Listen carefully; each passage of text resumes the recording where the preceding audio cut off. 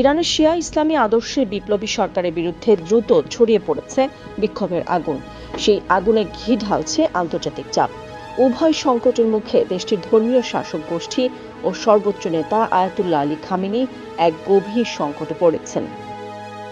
ইরানের মুদ্রার ধস ও লাগাম ছাড়া মূল্যস্ফীতির প্রতিবাদে প্রথমে রাস্তায় নামে ইরানিরা, পরে তা ছড়িয়ে পড়ে সরকার বিরোধী আন্দোলনে। অনেকের কণ্ঠে ইসলামী প্রজাতন্ত্রের অবসানের দাবি উঠে আসে। অবশ্য এ ধরনের দাবি আগেও উঠেছিল, কিন্তু এবারের আন্দোলনে সরকারের প্রতিক্রিয়া আগের চেয়ে আলাদা।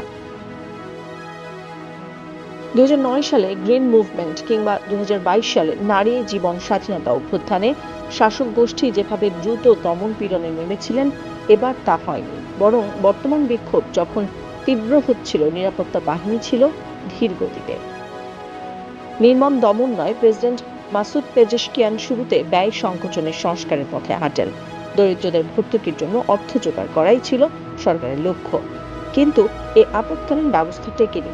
এ দিয়ে দরিদ্রদের কিছুটা শান্ত রাখা গেলেও মধ্যবিত্ত সমাজকে সন্তুষ্ট করা যায়নি।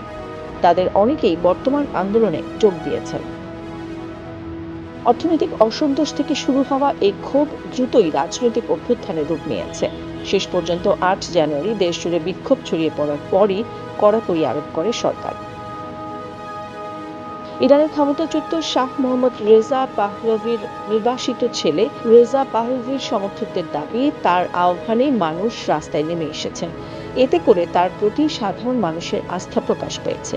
তারা বলছেন, চলমান বিক্ষোভ এক ধরনের গণভোট বা রেফারেন্ডাম হয়ে গেছে, যাতে রেজা পাহলভি জয়ী হয়েছে। কিন্তু আসলে কি তাই? বিশ্লেষকদের মতে ইরানে বিকল্প নেতৃত্ব কেমন হতে পারে সেই বিতর্কের এখনো নিষ্পত্তি হয়নি। বিক্ষোভকারীরা ধর্মীয় নেতাদের 47 বছরের শাসনের অবসান চাইলেও রাজতন্ত্রের প্রত্যাবর্তনকে এখনো অনেকে সন্দেহের চোখে দেখেন। অন্যদিকে আন্তর্জাতিক পর্যায়ে যুক্তরাষ্ট্রের প্রেসিডেন্ট ডোনাল্ড ট্রাম্প এখন পর্যন্ত রেজা পাহলভিকে সমর্থন দেননি। বিদেশ থেকে সম্প্রচারিত রাজতন্ত্রপন্থী ফরাসি ভাষার স্যাটেলাইট চ্যানেল সহ বিভিন্ন মাধ্যমে রেজা পাহলভির প্রত্যাবর্তনের দাবিকে গুরুত্বের সঙ্গে প্রচার করছে। বিক্ষোভে শাহ প্রতি সমর্থকেরা তারা বেশি বেশি প্রচার করছে। মধ্যপ্রাচ্য বিশ্লেষকদের মতে রেজা পাহলভির প্রতি ট্রাম্পের আচরণ ভেনেজুয়েলার বিরোধী দলীয় নেতা মারিয়া করিনা মাচাদোর কথা স্মরণ করিয়ে দিচ্ছে। সম্প্রতি লাতিন আমেরিকার দেশটির প্রেসিডেন্ট নিকোলাস মাদুরোকে তুলে নেওয়ার পর মাচাদোকে তাড়াহুড়ো করে সমর্থন দেননি ট্রাম্প, তেমনি রেজা পাহলভিকে সমর্থন দেওয়ার বিষয়েও ট্রাম্প একইভাবে সতর্ক। ইরানের অভ্যন্তরীণ সংঘাতে জড়িয়ে পড়া নিয়ে সংকটে কিছুটা শঙ্কিত বলেও মত বিশ্লেষকদের মতে এই রাজনৈতিক শূন্যতা রেজা পাহলভির জন্য সুযোগ তৈরি করে দিয়েছে, কারণ তার নামটি পরিচিত এবং দশকের পর দশক ধরে রাজতন্ত্রের প্রতিনিধি হিসেবে একটা সমর্থক গোষ্ঠী গড়ে তুলেছেন।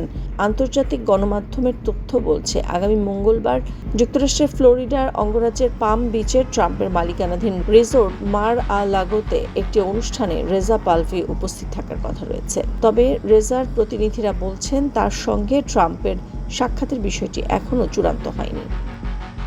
শত্রু খামেনিকে যুদ্ধ দিয়ে উৎখাত করতে না পারলেও ভিন্ন চেষ্টা যে ট্রাম্প করবেন না তা ভাবতে নারাজ মধ্যপ্রাচ্য বিশেষজ্ঞরা। আর এটি মার্কিন প্রেসিডেন্টের মোক্ষম সময় বলে মনে করছেন বিশ্লেষকরা। এখন দেখার বিষয়, খামেনি তার দক্ষতা দিয়ে কি জবাব দেন। নাদিরা জাহান, নিউজ ডেস্ক, সারা বাংলা।